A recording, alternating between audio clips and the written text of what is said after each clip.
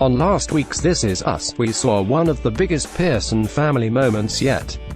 A lot came out during Kevin's Justin Hartley family therapy for rehab.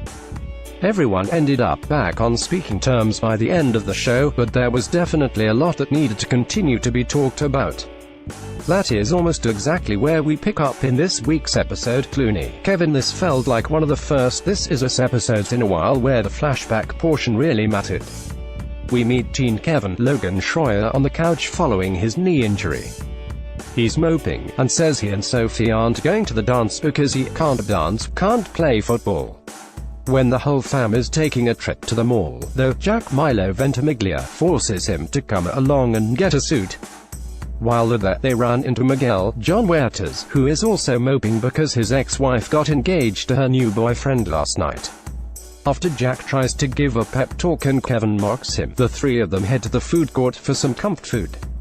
It's there where Kevin and Randall, Lonnie Chavis, who joins them later, learn about the dad's dreams of owning his own company that he'd given up when the triplets were born. Later, Kevin tells his dad he should start the company now and thanks him. So cute, so unlike Kevin, I feel, for doing that for them. The talk actually makes a big difference, because in the final scene we see Jack tell Rebecca Mandy Moore that he's going to go for it. Advertisement in adult Kevin's Justin Hartley world, he's just getting out of rehab and moving back home with his mom. His counselor thinks it'll be best for him to stay out of Hollywood, and Kevin thinks he can bond with her following the therapy session. Awkwardly, he calls Miguel a small problem with the plan. Rebecca is adorable and so excited for her son to be moving home. She's bought all of his favorite foods, but they head to the grocery store when Kevin tells her he has the okay to eat a ton of sugar right now. Much to Kevin's dismay, Miguel tags along. After Miguel interrupts a mom-son moment, Kevin confesses he lost Jack's necklace. Kevin confronts him in the liquor aisle. Miguel says that Rebecca has been a wreck since Kevin's arrest, and especially since he laid into her at therapy. Kevin comes back with a harsh, "My father was her husband," which is pretty brutal. Later on that night, Kevin apologizes to Miguel about the grocery store tiff. He asks Miguel a question I'd be lying if I said I hadn't thought about before: was he in love with Rebecca when Jack was still alive? Miguel says that would have been impossible, that Rebecca and Jack were one, it was just Jack and Rebecca. After professing his current love for Rebecca, he assures Kevin, "I'm not going anywhere." Randall 14 Randall, the flashback is a little less relevant. He does make a move on a girl with a magic 8-ball that he made for her. Okay, this is so sweet and cute and would definitely work on me. There is a theory that this signals we're close to Jack's death though, so if that's true, this moment will be big in future. Advertisement in the present day, Randall, Sterling K. Brown, is going on a job interview and not feeling it. Later, when he stops by Beth's, Susan Kalechi Watson, office, she lets him know that that's not totally cool with her.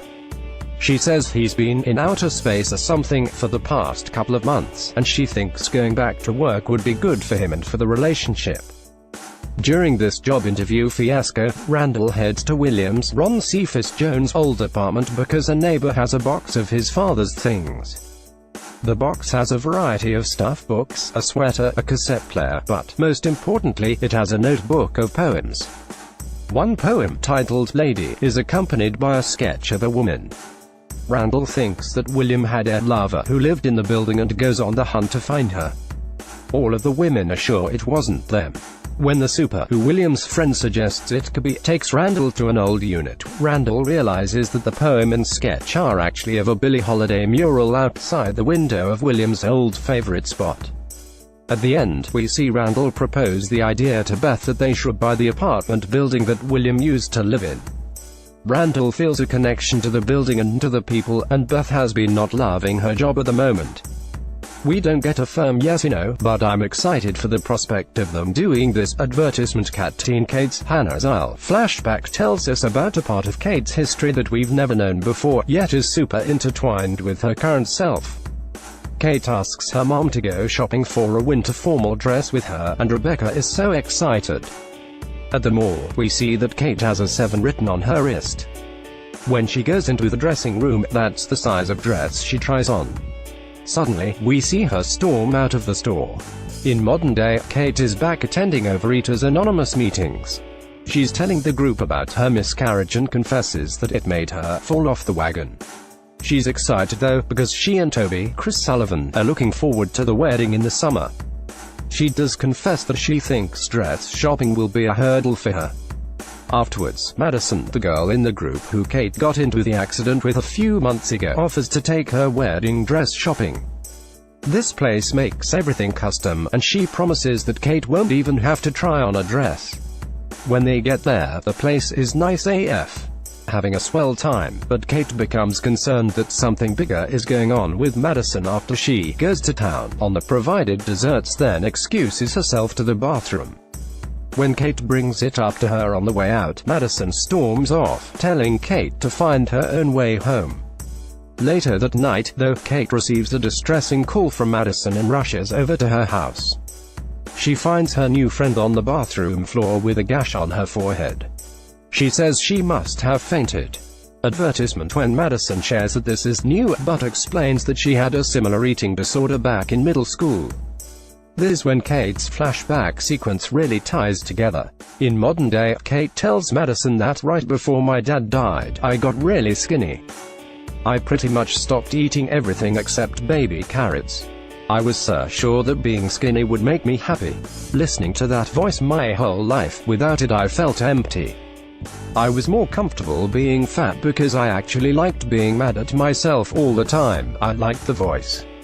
During this, we join Teen Kate back in the dressing room. She tries on the size 7, which fits like a glove. She then moves on to the size 5. When that's too small, she storms out. The two really open up to each other here, and Madison even calls Kate her best friend. Their emotional scene ends on a fun note though. Kate said yes to a wedding dress. Big clue about Jack's death. The final scene of this week's episode dropped a major clue about just how close we are to Jack's death. When they're going to the mall, Rebecca says to Jack, "Can you remind me to pick up batteries?" When they're sitting on the couch later that day, Rebecca asks if they forgot something and Jack says, "I don't think so." Cue pan out to the smoke detector with no batteries. Read these stories next. Happy songs that will instantly put you in a good mood. Celebs you should be following on Instagram. Exactly what women spend to compete on The Bachelor advertisement.